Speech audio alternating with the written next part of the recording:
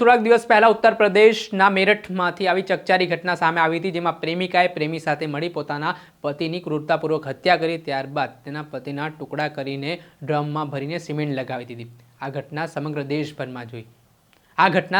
દેશભરે જોઈ ત્યારે આ જ પ્રકારની ઘટના ભરૂચ જિલ્લામાંથી સામે આવી છે, જેમાં ભરૂચના ભોલાવ જીઆઈડીસીમાં બે મિત્ર એક જ ઘરમાં સાથે રહેતા હતા, જેમાં આરોપી શૈલેન્દ્રસિંહ અને સચિન ચૌહાણ નામના આ જે બંને મિત્ર હતા, જેમાં શૈલેન્દ્રસિંહના ફોનમાં તેમના પત્નીના ફોટા હતા। આ બાબતે એક દિવસ શૈલેન્દ્રસિંહ સૂઈ રહ્યા હતા ત્યારે સચિન ચૌહાણ નામના જે મૃતક છે તે શૈલેન્દ્રસિંહના ફોનમાંથી એ ફોટા તેમની પત્નીના પોતાના ફોનમાં ટ્રાન્સફર કરી લે છે અને ત્યારબાદ સચિન ચૌહાણ નામના જે મૃતક છે તે અવારનવાર શૈલેન્દ્રસિંહને બ્લેકમેલ કરે છે, વાયરલ તેમના પત્નીના ફોટા કરવાની ધમકી આપે છે। આને જ લઈને વિવાદ છે તે વકરતો દેખાઈ રહ્યો હતો। ત્યારે આ મામલે કંટાળીને અંતે શૈલેન્દ્રસિંહ દ્વારા હત્યાનો પ્લાન ઘડવામાં આવે છે। ત્યારે થોડાક દિવસ પહેલાં બપોરના સમયે બંને મિત્રો ઘરે હતા। શૈલેન્દ્રસિંહ એ આખો કાવતરું હત્યાનું ઘડી લીધું હતું।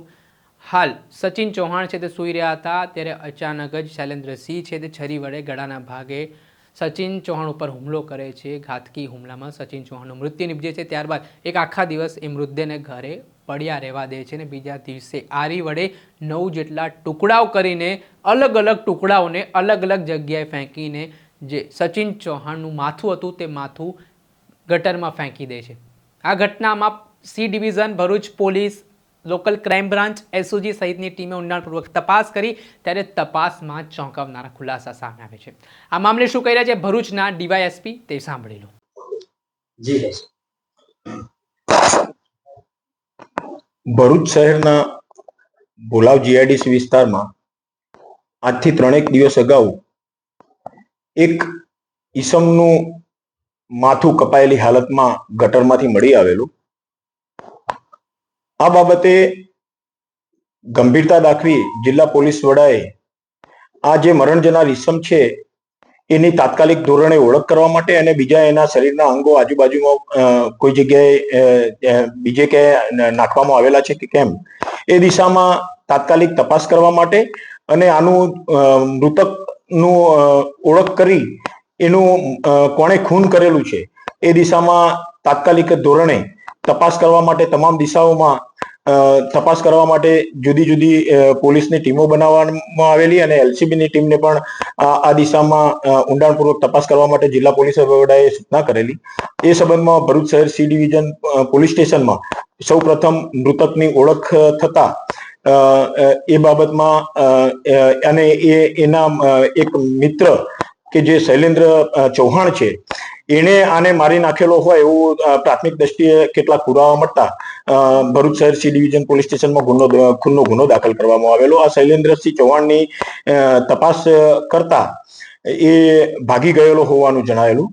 ત્યારબાદ આ એલસીબીની ટીમ દ્વારા એને છેક યુપીથી શોધી કાઢીને આજે એની ધરપકડ શૈલેન્દ્રસિંહની કરવામાં આવેલી છે ગુનાના કામે।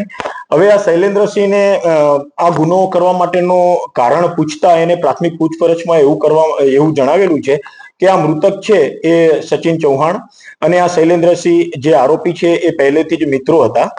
હવે કેટલાક સમય અગાઉ આ શૈલેન્દ્રસિંહના મોબાઈલ ઉપર એના કેટલાક ફોટો જે એની પત્નીના હતા એ આ મૃતકે શૈલેન્દ્રસિંહની જાણ બહાર એના મૃતકના પોતાના મોબાઈલમાં ટ્રાન્સફર કરી લીધેલા હતા અને પોતાને બ્લેકમેલ પણ કરતો હતો કે ભાઈ તું મને પૈસા આપ નહીતર તારી પત્નીના ફોટો છે એ હું વાયરલ કરીશ। એટલે આ શૈલેન્દ્રસિંહ પરમાર સચિન પોતાનો મિત્ર છે અને જો એને હાલ ધમકી આપીને કે બીજી રીતે નહીં કટાવી શકે એવું પોતાને લાગતા એને એની મિત્રતા જાળવી રાખેલી અને એવું વિચારેલું કે કોઈ વાર મોકો મળશે એટલે એનો પાસેથી આ મોબાઈલ મેળવીને મારા ફોટો મારી પત્નીના ફોટો જે આ સચિનના મોબાઈલમાં છે એ હું ડિલીટ કરી નાખીશ એમ કરીને બંનેને મિત્રભાવ ચાલુ રાખેલો। તો ગઈ 24 માર્ચે શૈલેન્દ્રસિંહની પત્ની પણ એના વતનમાં ગયેલી હોય છે। તે વખતે આ શૈલેન્દ્રસિંહ અને આ જે મૃતક છે સચિન ચૌહાણ એણે શૈલેન્દ્રસિંહના ઘરે જમવાનો એનો પ્રોગ્રામ બનાવેલો।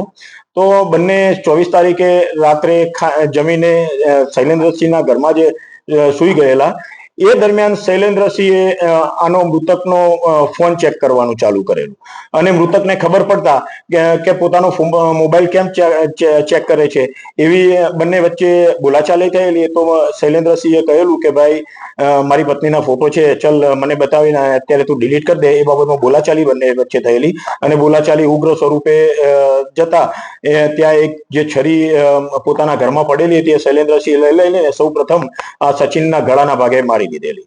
ત્યારબાદ થોડો જીવતો હોય એટલે ફરીથી બીજો ઘા એને ગળાના ભાગે કરી એનું મોત નિપજાવી કાઢેલું. ત્યારબાદ એ પોતાના ઘરમાં જે સચિનની ડેડ બોડી આખો દિવસ રહેવા દીધેલી અને 25 તારીખની રાતના સમય અને 26 તારીખનો સવારના સમયના વચ્ચેના ગાળા દરમિયાન આને શૈલેન્દ્રસિંહે આની ડેડ બોડીના 9 ટુકડામાં ભાગ પાડેલા અને એ 9 ટુકડા જુદી જુદી જગ્યાએ એને 3 દિવસના જુદા જુદા સમયગાળા દરમિયાન રાત્રિના સમયે નાખી આવેલો એક પોલિથીનની અલગ અલગ બેગોમાં, એવું પોતાની હાલ એની પ્રાથમિક પૂછપરછમાં શૈલેન્દ્રએ જણાવેલું છે. જે એના જે ટુકડા કર્યા મૃતકના શૈલેન્દ્રએ, આરોપીએ, એ ટુકડા એને જુદા જુદા સમયે રાત્રિના સમયે જુદી જુદી જગ્યાએ નાખવા જતો હતો. તે દરમિયાન એક વખતે એને એક મહિલાનું પોતાની ઓળખ છતી ના થાય એ હેતુસર એક વખતે મહિલાનું ગાઉન પહેરીને પોતાની એક્ટિવા મોપેડ જે છે એના ઉપર બેસીને મોઢા ઉપર દુપટ્ટો બાંધીને પણ નાખ્યાયેલો હોવાનું એને જણાવેલું છે. આ વસ્તુ કરવા માટે એને જ્યારે એનું ખૂન કરી નાખેલું હતું એટલે શરીરના ટુકડા કરવા માટે એને ભરૂચમાં એક જગ્યાએથી જે આરી કહેવાય કે લોખંડની જે આરી આવે છે લાકડું કાપવાની, એ ટાઈપની આરી પણ પોતે ખરીદી હોવાનું જણાવેલું છે. આ દરમિયાન અમોને જ્યારે આ શૈલેન્દ્ર ઉપર વધુ જ્યારે પ્રથમ એના વિરુદ્ધમાં ગુનો દાખલ થયો ત્યારે શંકા ગયેલી. તો એ દરમિયાન અમે આરોપીના ઘરે FSLની ટીમ સાથે ચકાસણી પણ કરાવેલી છે અને આરોપી શૈલેન્દ્રના ઘરે આ મૃતકને મારી નાખેલો તો એ બાબતના એના લોહીના પુરાવા, લોહીના સ્ટ્રેન પણ મળેલા છે. અને બીજા જે આ માનવ અંગો આને જે જગ્યાએ કયા ટાઈમે નાખેલા હતા એ બાબતે વધુ પૂછપરછ હાલ ચાલી રહી છે અને એ બાબતે આરોપીના રિમાન્ડ મેળવી આરોપીએ આજે એના લોહીવાળા પોતાના કપડા તથા મૃતકના કપડા કઈ જગ્યાએ છુપાવ્યા છે એ દિશામાં પણ અત્યારે તપાસ કાર્યવાહી હાથ ધરવામાં આવેલી છે.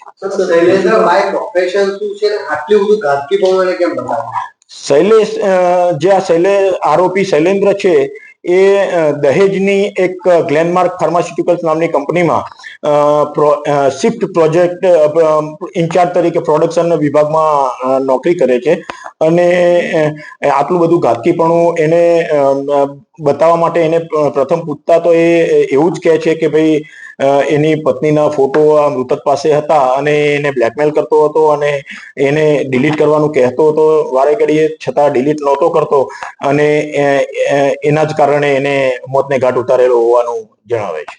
હજુ સુધી એના 2 પગ એ અત્યારે અમને કહે છે એ જગ્યા કઈ જગ્યાએ આ આરોપીએ મૃતકના શરીરના કુલ 9 ટુકડા કરેલા હતા અને જુદા જુદા સમયે જુદી જુદી જગ્યાએ નાખેલા હતા. આરોપીએ મૃતકની ઓળખ ના થાય એના માટે પણ પૂરતી તકેદારી રાખેલી હતી, પરંતુ આ મૃતકના હાથ ઉપર જે એક છૂંદણું છૂંદાવેલું હતું અને મૃતકે ભૂતકાળમાં દાંતની ટ્રીટમેન્ટ પણ કરાવેલી હતી. ખાસ કરીને આ 2 ચિહ્નોના આધારે મૃતકની એક તો ઓળખ થયેલી છે અમને. બીજું, આરોપી ખૂબ ચાલાક છે.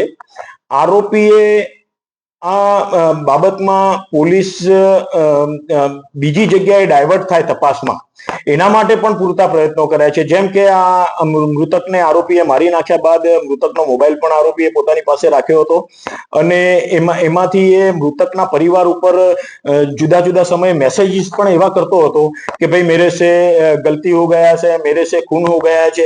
એ મતલબ મૃતકના ઘરવાળાને એવું લાગે કે ભાઈ સચિન જીવે છે અને સચિનથી કઈ ભૂલ થઈ ગયેલી છે. અને બીજું, આ મૃતક પાસેથી એને ATM કાર્ડ પણ લઈ લીધેલું હતું અને જેનો પાસવર્ડ પણ આ આરોપી જાણતો હતો.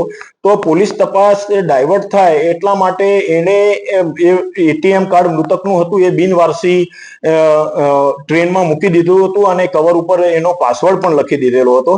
એટલે કોઈ બીજી જગ્યાએથી એ પૈસા વિડ્રોલ થાય તો પોલીસની તપાસ બીજી જગ્યાએ ડાયવર્ટ થાય એવા પણ પ્રયત્નો આરોપી દ્વારા કરવામાં આવેલા છે. એટલે હાલની પ્રાથમિક પૂછપરછમાં આરોપીએ આ રીતની હકીકત જણાવેલી છે. વધુ પૂછપરછ કરવા માટે આરોપીના રિમાન્ડ મેળવીને આગળની કાર્યવાહી તપાસ હાથ ધરાવવાના છે. સાંભળ્યા હતા ભરૂચના ડીવાયએસપી, તેમણે આ મામલે મહત્વના ખુલાસા કર્યા છે. જે હત્યાનો બનાવ સામે આવ્યો છે, પોલીસે તે ઊંડાણપૂર્વક તપાસ કરી ત્યારે આરોપી શૈલેન્દ્રસિંહ જે મૃતક છે તેમના જ ઘરે સાથે રહેતા હોવાની વિગત સામે આવી છે. અને આ ઘટનાને અંજામ આપ્યા બાદ આરોપી શૈલેન્દ્રસિંહ છે તે પોતાના વતન બિજનૌર ભાગી ગયો હતો. આ મામલે ભરૂચ પોલીસે અલગ અલગ ટીમો બનાવી જે ઘરમાં બંને લોકો રહેતા હતા ત્યાં તપાસ કરી ત્યારે આરી સહિતની વસ્તુઓ મળી આવી. ત્યારબાદ આરોપીનું પગેરું મેળવવા માટે ભરૂચ પોલીસની ટીમ છે તે ઉત્તર પ્રદેશ ગઈ. ઉત્તર પ્રદેશમાંથી આરોપી શૈલેન્દ્રસિંહની ધરપકડ કરવામાં આવી છે. હાલ આરોપીએ જે ક્રૂરતાની હદ વટાવતા કિસ્સાને અંજામ આપ્યો છે તેના વિરુદ્ધ હત્યા અંગેનો ગુનો નોંધીને પોલીસે કડક કાર્યવાહી હાથ ધરી છે. પરંતુ જે આખી મર્ડર મિસ્ટ્રી હતી ભરૂચમાંથી ગટરમાંથી જે યુવકનું માથું મળી આવ્યું હતું તે મામલામાં ભરૂચ પોલીસે ગણતરીના કલાકોમાં આ હત્યાનો ભેદ ઉકેલી નાખ્યો છે. દર્શક મિત્રો, એનકવરેજ ન્યૂઝને આપ લાઇક કરી લો, સબસ્ક્રાઇબ કરી લો અને શેર કરવાનું ભૂલતા નહીં.